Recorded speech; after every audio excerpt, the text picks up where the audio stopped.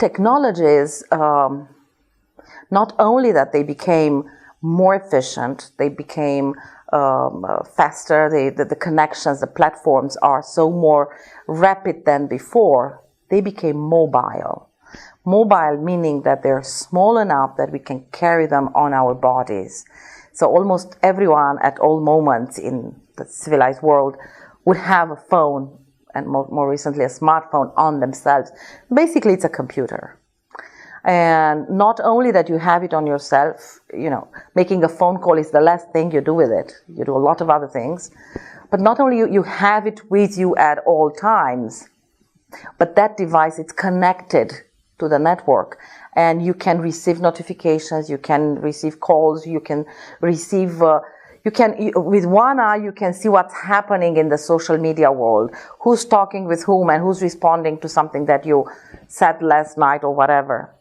And there is a tendency, if we allow ourselves to be connected to all these applications, there is a tendency, natural tendency, of wanting to know what is going on.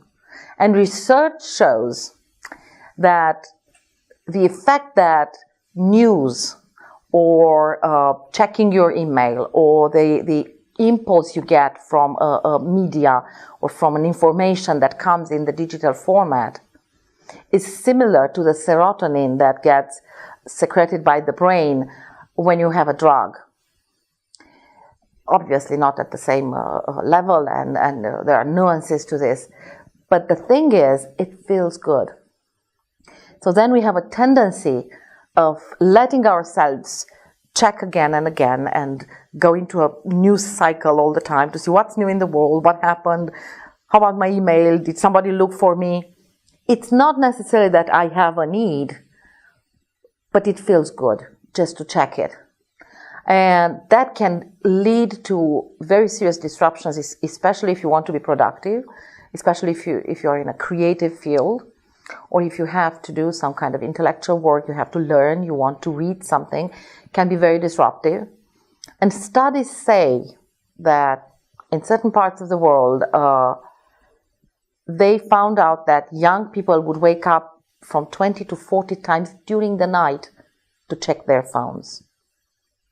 So that shows how it disrupts even the brain. The brain cannot stop.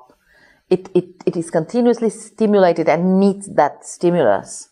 So it's very obvious that unless we exercise some sort of control over how much of these technologies we let on our lives and when we do it and why we do it, it can be very disruptive.